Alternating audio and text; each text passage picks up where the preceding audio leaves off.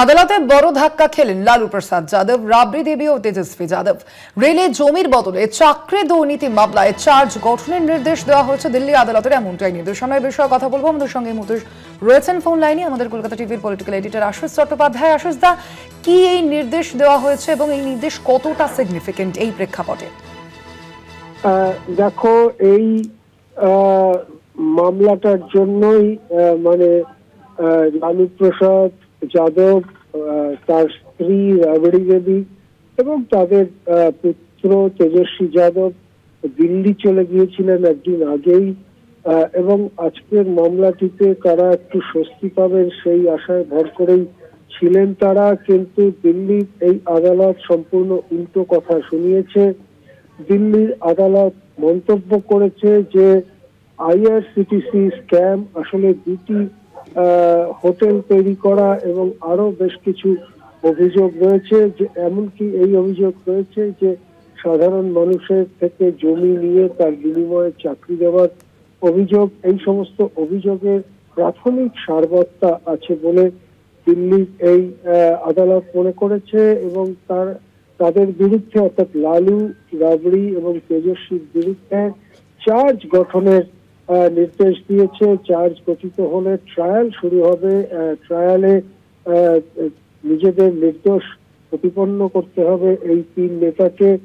তা না হলে তাদের শাস্তি হতে পারে, দুর্নীতির জন্য শাস্তি হতে পারে।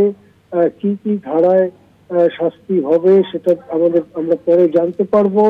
কিন্তু বিহার ভোটের প্রক্রিয়া যখন শুরু হয়ে গেছে, প্রকৃতপক্ষে চলছে প্রথম দফার মনোনয়ন দেবার দিন, সেই দিনটাও 3 দিন হয়ে গেল, শুরু হয়ে গেছে। 17 তারিখে প্রথম দফার মনোনয়ন পত্র জমা দেওয়ার তারিখ শেষ হয়ে যাবে। এখনো পর্যন্ত বিরোধী শিবির মহাগঠবন্ধনে আসন বন্টন নিয়ে কোনো চূড়ান্ত রফা হয়নি, যদিও রফা থেকে খুব দূরে নয় মহাগঠবন্ধন। কিন্তু অন্যদিকে শাসক পক্ষ অর্থাৎ এনডিএ তারা ঘোষণা করে দিয়েছে যে তারা কিভাবে আসন বন্টন করবে।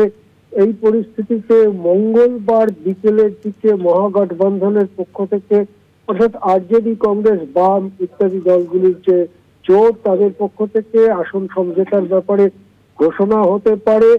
এই সময়ে এই আদালতের রায়ে বড় ঝটকা লালু প্রসাদ, রাবড়ি দেবী, তেজস্বী যাদবের, এবং শেষ পর্যন্ত এই ভোট যখন চলবে তখনই তাদের আবার আদালতে হাজিরা দিতে হবে কিনা বা কি গতি প্রকৃতি হবে এই ট্রায়ালে, সেটা কিন্তু একটা বড় ঘটনা হয়ে দাঁড়াচ্ছে।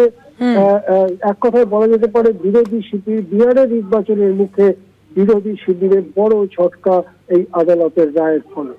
একেবারে ধন্যবাদ আপনাকে। আমরা কথা বলছিলাম, আমাদের সঙ্গে ফোন লাইনে ছিলেন আমাদের কলকাতা টিভির পলিটিক্যাল এডিটর আশুষ চট্টোপাধ্যায়।